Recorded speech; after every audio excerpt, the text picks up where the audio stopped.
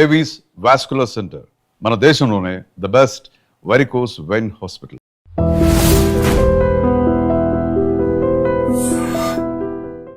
బాలుగారు శ్వాస పోశారు పాటలోకి. బాలుగారికి శ్వాస ఇబ్బంది అవ్వడం ఏంటండి? అంటే తనకి ఎలర్జిక్ బ్రాంకైటిస్ ఉండేదండి యాక్చువల్గా.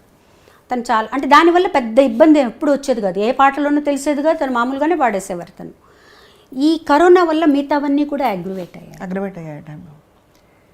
కానీ 51 రోజులు అసలు కానీ అంటే ఇంకొక విషయం, అదంతా అయిపోయి ఇప్పుడు 2 years అయిపోయింది కదండి.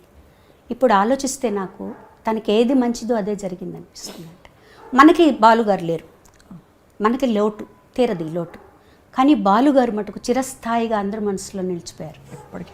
బాలుగారు 100 ఏళ్ళు బతికి ఏ బెడ్లోనే ఉండి పాటలు పాడలేక తన బెడ్లో ఉంటే మనం ఎంత కష్టపడతామండి ఆలోచించండి. తను గుర్తుపెట్టుకునే విధంగా తక్కువ వెళ్ళిపోయారు. అరే ఇంకా ఉంటే బాగుండు, ఈ వ్యక్తి మనతో ఉంటే బాగుండు, ఇంకా ఎన్ని పాటలు పాడచ్చు, ఈయన ఇంకా ఎంత చేయొచ్చు అనే స్థితిలో మనల్ని అందరినీ పెట్టి వెళ్ళిపోయారు తను. ఈ మర్చిపోవడం అంటూ మనకు ఉండదు.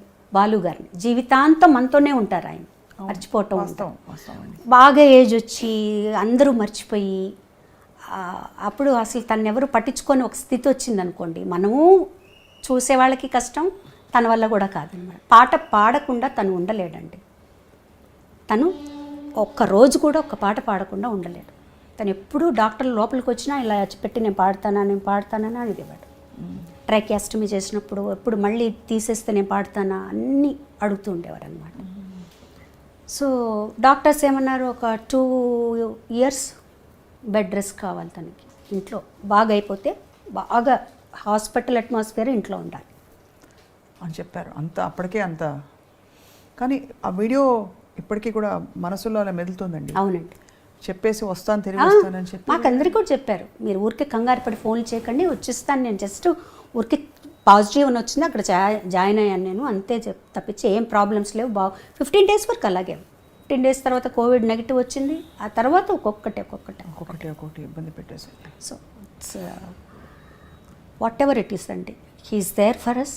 ఆయన ఎప్పుడు మా వెనకాల ఉంటాడు. నేను చరణ్తో అందరితో అదే చెప్తాను, నా అన్న మనతోనే ఉంటారు, ఆయన మనల్ని లీడ్ చేస్తారు. వదిన గారు చాలా ఎఫెక్ట్ అయ్యారండి, మా అందరికంటే కూడా వదిన చాలా ఎఫెక్ట్ అయ్యారు. ఆవిడ ఆల్మోస్ట్ ఒక డిప్రెషన్ స్టేజ్లోకి వెళ్ళిపోయారు. ఇప్పుడు కొంచెం బెటర్, అంటే చాలా ఆరోగ్యపరంగా కూడా బాగా దెబ్బతిన్నారు ఆవిడ. అంటే ఒకే హాస్పిటల్ ఇద్దరు పక్కన ఉన్నారు. ఆవిడ కూడా కోవిడ్ వచ్చి అక్కడే జాయిన్ అయ్యారనమాట. అక్కడ ఏం జరుగుతుందో తెలియదు. పిల్లవాడు ఒక్కడు, ఎవరిని పంపించరు, వాడిని ఒక్కడనే పంపిస్తారనమాట. So it was tough time for us, very tough అండి. అసలు ఊహించడం కష్టం కదండి. ఏ రోజు డాక్టర్ ఏం చెప్తారో తెలియదు. ఇవాళ బాగుందమ్మా, ఏం ప్రాబ్లం లేదంటారు, ఇవాళ కొంచెం ఏదో ప్రాబ్లం ఉందంటారు. ఒక 51 రోజులు అలా అలా అలా అలా అలా ఇంకా మాకు వేరే థాట్ ఏమీ లేదు. అందరూ ప్రే చేయటం. ఎక్కడి వాళ్ళండి, ఎక్కడెక్కడి వాళ్ళు, ప్రపంచం అంతా ప్రే చేసింది నిజంగా. అన్ని ప్రసాదాలు, ఒక రూమ్ పెట్టారు అక్కడ, ఒక రూమ్ పెట్టి ప్రసాదాల కోసం ఒక రూమ్ పెట్టారు, ఆయనకు వచ్చే ప్రసాదాలు.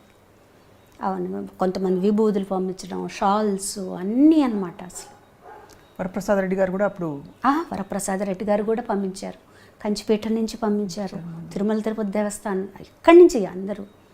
బాలుగారు వరప్రసాద రెడ్డి గారు అయితే రోజు ఫోన్ చేసేవారు, ఎలా ఉంది ఈరోజు, ఎలా ఉంది ఈరోజు, ఎలా ఉంది ఈరోజు, ఎలా ఉంది.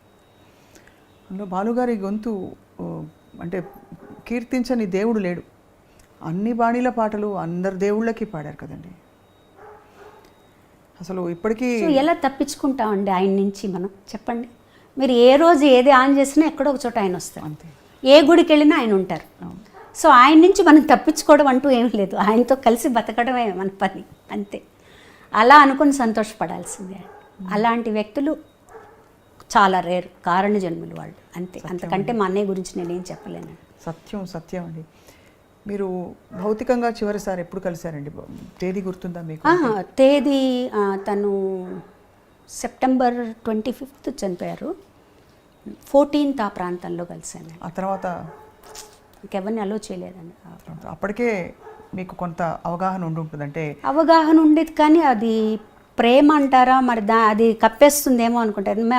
నాకు మా చెల్లికి ఎందుకు ఎలా అయినా తను బయటకు వచ్చేస్తాడు, హీజ్ అ ఫైటర్, వచ్చేస్తాడే అనిపించి అన్నకేం కాదు నాన్న చూసుకుంటారు, అన్నకేం కాదనే అనుకునేవాళ్ళము.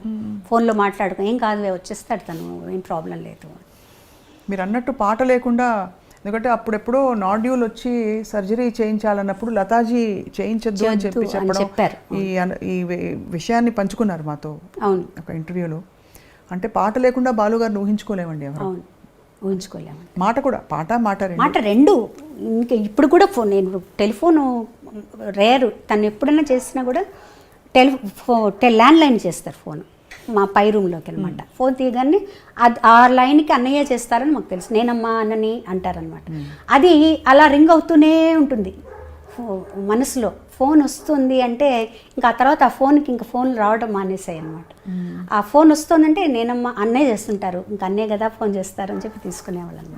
సో మెనీ థింగ్స్ ఒక్క రోజులో మర్చిపోయే విషయాలు కాదు. అయ్యో ఎంత జీవితకాలం మీ వెన్నంటే ఒక తండ్రి జీవితాంతం ఉంటుందండి, జీవితాంతం ఉంటుంది.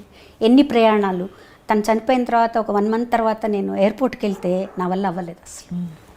ఎందుకంటే మేము పక్కనే నెక్స్ట్ స్ట్రీట్లో తను ఉంటారు. తను బయలుదేరేటప్పుడు నాకు ఫోన్ చేసేవాడు, బయలుదేరుతున్నావా ఎయిర్పోర్ట్కి అని. తను ముందు వెళ్ళిపోతే అక్కడి నుంచి నాకు ఫోన్లు చేసేవాడు. ఎంతసేపు ఓవర్సీస్కి అయితే మరి వీసాలు అవన్నీ చెకింగ్ ఉంటుంది, ఇంకా రాలేదు నువ్వు వెయిట్ చేస్తున్నావు తొందరగా రా. ఆ ఎయిర్పోర్టు అక్కడ వెళ్ళటం, అందరం కలిసి వెళ్ళటం చాలా రోజుల వరకు నాకు చరణ్కి అది చాలా కష్టం అనిపించింది ట్రావెలింగ్ అనమాట. తర్వాత మాకు మేమే నెమ్మదిగా ఇలా అనుకొని నాన్న కష్టపడి బెడ్లో ఉండి ఇంత చేసే కంటే కూడా వెళ్ళిపోయారు ఆయన ఒక రకంగా. అలా సర్దుకొని వాడికి సర్ది చెప్పి. ప్రేమ నుంచి మనకి చిన్న కోపం కూడా వస్తుంది. అన్నయ్య కోవిడ్ టైం ట్రావెల్ చేయొద్దంటే వెళ్ళిపోయారు మీరు ఇలాగా పాట పాడడానికి అని. ఒక్క కించితైనా అలాంటి ఒక ఆలోచన వచ్చిందా, ఎందుకు పాడడానికి వెళ్ళిపోయారు అన్నయ్య, అంత రిస్క్ తీసుకుని ఎందుకు వెళ్ళారు మీరు అని? అంటే తను వెళ్ళారు అని నాకు తెలియదండి. యాక్చువల్గా సుధాకర్ గారికి ఫోన్ చేశారట ఆయన, ఇట్లా వద్దాం అనుకుంటున్నాను, అక్కడ పరిస్థితులు ఎలా ఉన్నాయి అని. తను అక్కడే ఉన్నారు అప్పుడు. ఆ లెవెల్లో రామోజీ ఫిలిం సిటీలో అన్ని జాగ్రత్తలు తీసుకుంటున్నారండి, నేను షూట్ చేస్తున్నానని చెప్పారటమాట. ఆయన కూడా మనసులో అది ఉండిపోయింది, నేను ఎందుకు చెప్పాను అలా అని. వదిన అందరూ చెప్పారట. ఈ విషయాలని నాకు తెలియదు, తను అక్కడ ఉన్నారు, తను మధ్యలో వెళ్తున్నారని ఒక 1 month ఎక్కడికి వెళ్ళలేదు. 1 dayకి వెళ్తున్నారని కూడా తను వెళ్ళిపోయాక తెలిసింది మాకు. తెలిసిన తర్వాత తను వచ్చాక మామూలుగా ఉన్నారు, 1 week బాగున్నారు. సరే పర్వాలేదులే వెళ్ళారు, బాగానే ఉన్నారు. ఒక రావటం కొంచెం జలుబుతో అట్లా వచ్చారు, బాగానే ఉన్నారు, మామూలు జలుబే అన్నారు అయింది.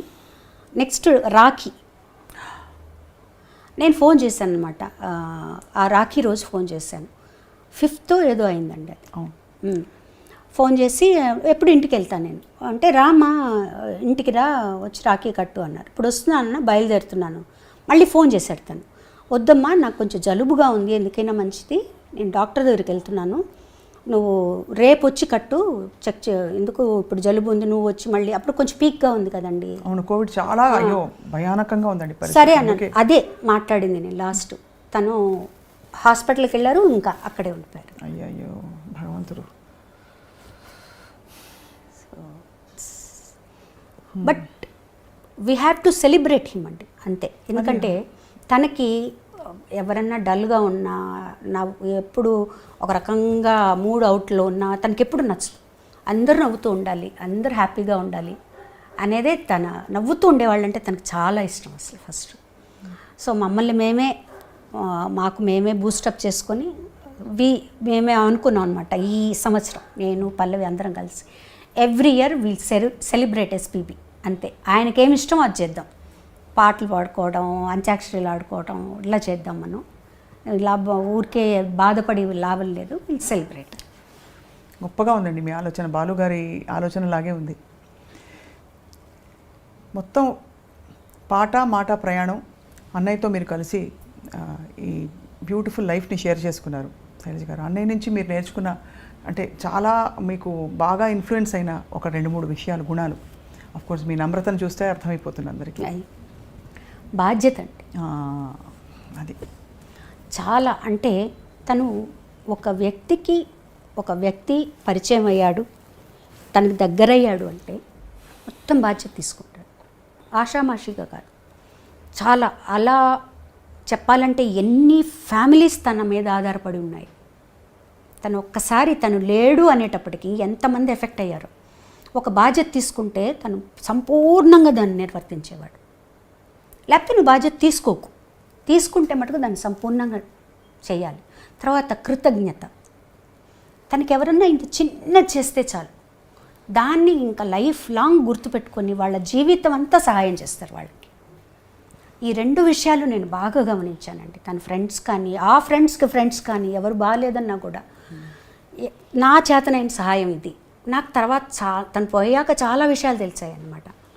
డ్రైవర్కి కొంత డబ్బులు ఇచ్చి హైదరాబాద్లో కానీ చెన్నైలో కానీ కొన్ని హాస్పిటల్స్కి పంపించి ఫలానా వాళ్ళకి డబ్బులు ఇచ్చిరా, ఫలానా హాస్పిటల్లో వీళ్ళు ఉన్నారు వాళ్ళకి హెల్ప్ చేసిరా, ఇవన్నీ చెప్పు. ఎవరు పంపించారంటే ఏం లేదు, వచ్చేసాయి అని ఇలా రోజు పంపించేవారు. అలా చాలా రకాల హెల్ప్ చేశారనండి.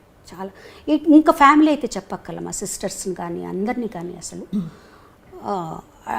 ఒక కొండ మా వెనకాల, పెద్ద కొండ అనమాట. తను లేడు అంటే ఫస్ట్ అనిపించింది, ఓకే తను లేడు, ఆ బాధ్యత ఎలా, దాన్ని ఎలా మోయాలి ఇప్పుడు మనం ఏమి యాడ్ అవడం ఇది కాదు, తనేం చేశాడో దాన్ని మనం తీసుకోవాలి బాధ్యత, అంతే కదండి.